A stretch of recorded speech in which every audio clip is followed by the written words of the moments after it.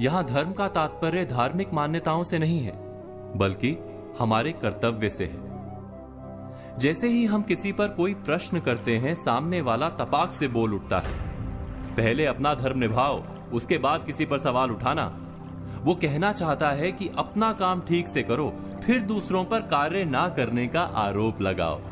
हम अक्सर एक दूसरे पर उसके धर्म पर खरे उतरने की मांग करते रहते हैं, बिना ये सोचे कि धर्म वास्तव में क्या है, उसकी हमारे जीवन में कितनी भूमिका है। एक व्यक्ति का समाज में क्या धर्म होता है, एक पति या पत्नी का एक दूसरे के प्रति क्या धर्म होता है, या धर्म के कितने स्वरूप हो सकते हैं। वैसे तो धर्म के अनेक पहलू हैं, लेकिन सबसे खास बात धर्म की यह है कि वो सबको जिम्मेदार बनाने की बात करता है। और जो भी इस संसार में है उसका अपना एक धर्म होता है। उदाहरण के लिए पेड़ का धर्म है छाया और फल देना, नदी का धर्म है जीवनदायी जल बनकर बहते रहना, बादलों का धर्म है जल बरसाना, और सूर्य का धर्म है प्रकाश देना। इसी प्रकार मनुष्य का धर्म है उदार होना, सदाचारी और सद्व्यवहारी होना। मनुष्य का एकमात्र धर्म है प्राणी मात्र के प्रति उदारता का व्यवहार।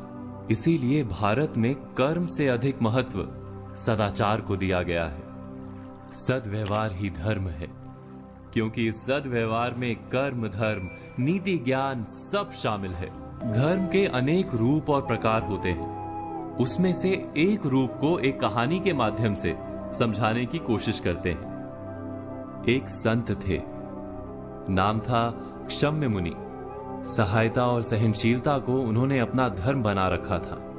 एक दिन वो नदी से नहाकर निकले तो एक बिच्छू को पानी में बहते पाया। उनके मन में आया कि इस बिच्छू की सहायता करनी चाहिए। उन्होंने बिच्छू को पकड़कर बहती जलधारा से बाहर निकालने के लिए हाथ लगाया ही था कि बिच्छू ने अपने स्वभाव और अपने धर्म के अनुसार डंक मारा। मुनि की पकड़ ढीली पड़ गई, बिच्छू फिर से पानी में बहने लगा। मुनि ने फिर प्रयत्न किया, बिच्छू ने फिर डंक मारा। ऐसा कई बार हुआ। बिच्छू डंक मारता रहा, मुनि उसे उबारने का प्रयत्न धैर्य के साथ करते रहे। अंत में वे सफल हुए। बिच्छू को जीवन दान देकर मुनि आश्रम की ओर जाने लगे, तब तट पर उपस्थित लोगों ने प्रश्न किया कि आपने उस डंक मारने वाले बिच्छू की प्राण रक्षा के लिए इतना कष्ट क्यों सहा? मरने देना था उसे। क्षम्य मुनि बोले, यदि बिच्छू अपने डंक मारने के धर्म का त्याग नहीं कर रहा, तो मैं सहायता और सहनशीलता के अपने धर्म को कैसे त्याग दूं? अपने धर्म पर चलते हुए कष्ट सहना ही तो तप और जीवन है। व्यास मुनि ने कहा है, संक्षेपात कथ्यते धर्मो जना किम विस्तरेण वा परोपकारा पुण्याय पापाय परपीड़नम। अर्थात, हे मनुष्यों, संक्षेप में हम तुम्हें धर्म का मर्म बताते हैं।